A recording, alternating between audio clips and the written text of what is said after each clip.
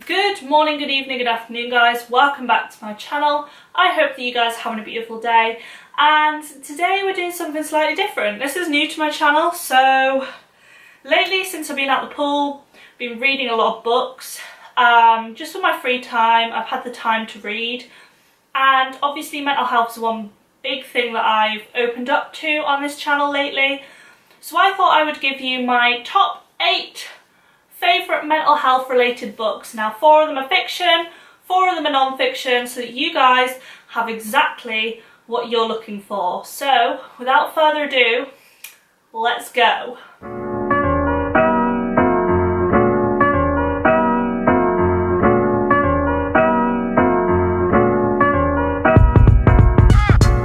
Okay, so I'm going to start with the non-fiction first.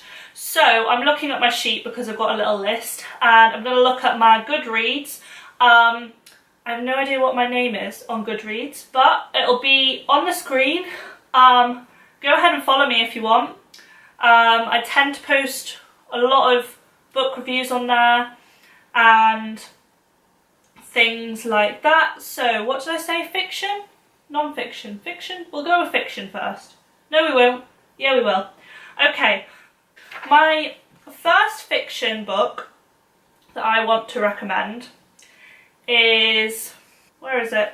It's kind of a funny story. Okay, so I don't have the books with me, but I'm going to read what I wrote on Goodreads, and I'm going to read something a little bit about the book. Okay, so this book is about a teenager called Craig, and he's determined to succeed. But he ends up having a bit of a suicidal episode and finds himself in a mental hospital, and he checks himself in and meets all sorts of people. But this book, without spoiling too much, it is beautifully written, and it discusses the challenges of a young boy battling depression while struggling to manage pressure within the education system, and it just really hits home, and it really is a beautiful read just because it's so, you can understand it whether you have depression or not. You have education struggles, and that does affect your mental health. So I definitely recommend this book because it will just leave you speechless, and it's so beautifully written, it's easy to read, and it also honestly is just such a good book. Okay, number 2, fiction still. Am I Normal Yet? Oh, it's kind of a funny story, was by Ned Vizzini. This Am I Normal Yet is by Holly Bourne. It was actually gifted to me by my best friend India. She gifted this book to me for a Christmas present, and I absolutely love it. So this book is written from the point of view of a young girl called Evie who just wants to be normal.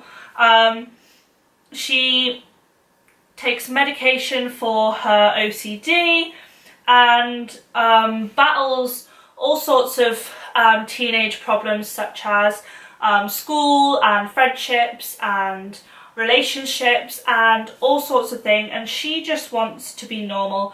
But to me it was a beautiful rendition of life in the eyes of those suffering with their mental health, and it was absolutely beautiful the way that we discover that we kind of learn as she goes on that there is no such thing as normal, and that sometimes you just have to accept your mental illness. And to me, it's just, this book just draws you in, and I definitely recommend this book. Okay, number 3, Every Last Word by Tamara Island-Stone. Absolutely love this book. It melted my heart. That's all I'm going to say. It's about a teenage girl who has a lot of challenges thrown her way at school and in relationships, and that is all I'm going to say on this book. It is absolutely beautiful, but I absolutely love this book.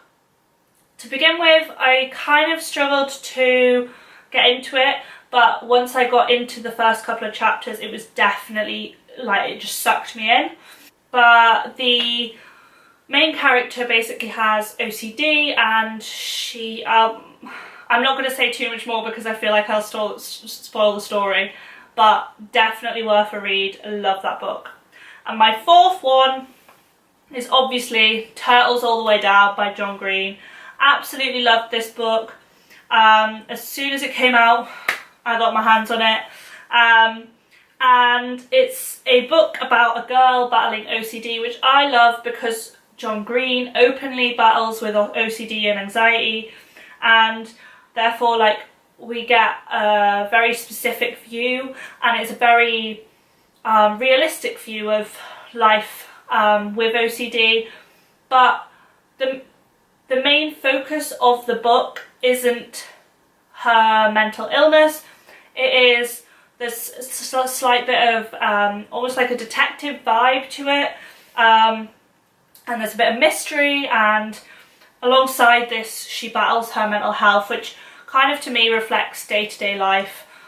Day-to-day life goes by, but you're still battling, so I definitely love this book. So that was my 4 fiction books.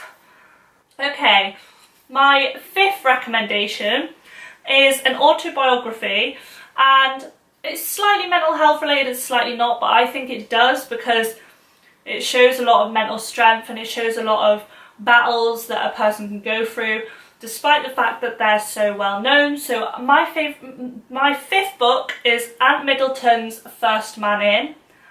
This book goes through all of his journey through the SAS and through the military and everything through that, but honestly it's so beautifully read. It's so beautifully written, and I actually listened to this on Audible. So if you get Audible, I'm not sponsored, but if you're on Audible, he actually reads it, which to me makes it seem a little bit more exciting, and I mean, he's got a lovely voice. So okay, number 6 is the book that I've just finished, Reasons to Stay Alive by Matt Haig. Honestly, this book just spoke to me. Now, it doesn't matter if you have depression, anxiety, you know someone with depression and anxiety, or even just have general bad days, this book will hit your soul. Honestly, it spoke to me. I had a bit of a revelation reading it. That's all I'm going to say, but it's such an easy read. I read it within a day and a half and absolutely loved this book. Okay, my penultimate book is The Golden Rules by Bob Bowman. It's all about Michael Phelps, but it's also about other aspects in life, and you don't just have to be a swimmer to read this book. Honestly, it really motivated me. It really triggered my motivation, and I just wanted to go and achieve something. And you know, it's an incredible book written by an incredible guy. Okay, and my last book is kind of a little different. It's not really a book, but Oh the Places You'll Go by Dr. Seuss. Absolutely love it. I carry it everywhere with me. It just puts it in such a simple way, and yes, it's a child's book, but honestly it's just such a motivational book, and I absolutely love it. One of my favourite lines in the book is, "You're off to great places, today is your day, your mountain is waiting, so get on your way." And you know, Dr. Seuss he's got a way with words that just makes you motivated, and I genuinely just think that if you were going to read any book and you're not a book person, read Oh the Places You'll Go by Dr. Seuss. He's so good, but without meaning to be good, you know. That's probably a really bad explanation, but definitely read that one. So thank you so much for watching this, guys. I hope that you enjoy these books. If you have any recommendations for me, I'm happy to read them.